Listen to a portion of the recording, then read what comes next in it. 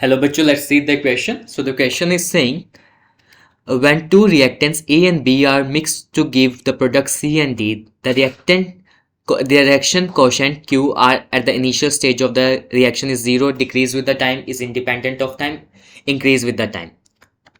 तो सबसे पहले बात करेंगे की कंसेप्ट के बारे में. So what could be the key concept here?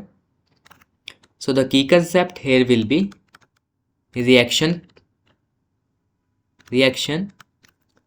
Quotient. अगर हम बात करें रिएक्शन क्वोशेंट की व्हाट इट इज, इससे डिनोट करते हैं क्यूसी से. देखो किसी भी हम reaction quotient is basically the ratio of the concentration of the product to the reactant, और ये किसी भी रिएक्शन के लिए किसी भी टाइम पे लिखा जा सकता है. बट ये केसी कब बनता है? जब इक्विलिब्रियम, कोई रिएक्शन जब इक्विलिब्रियम पे आ जाता है तो क्यूसी किसके इक्वल हो जाता है? हमारा केसी के इक्वल हो जाता है.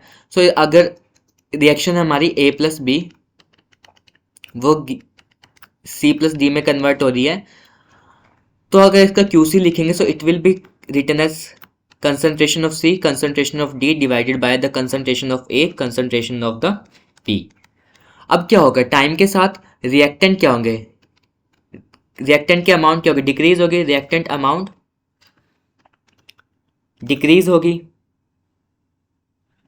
वेयर जो रिएक्टेंट कंज्यूम होकर प्रोडक्ट बनाएंगे तो प्रोडक्ट की अमाउंट क्या होगी? इंक्रीज हो रही है. अगर प्रोडक्ट की अमाउंट इंक्रीज हो रही है तो प्रोडक्ट के क्यूसी डायरेक्टली प्रोपोर्शनल होता है कंसंट्रेशन ऑफ द प्रोडक्ट के. सो क्यूसी भी हमारे क्या होगा? टाइम के साथ इंक्रीज होगा. So QC will increase with the time. ये इंडिपेंडेंट नहीं होता टाइम के साथ और डिक्रीज भी नहीं होता. It will increase with the time, not the zero.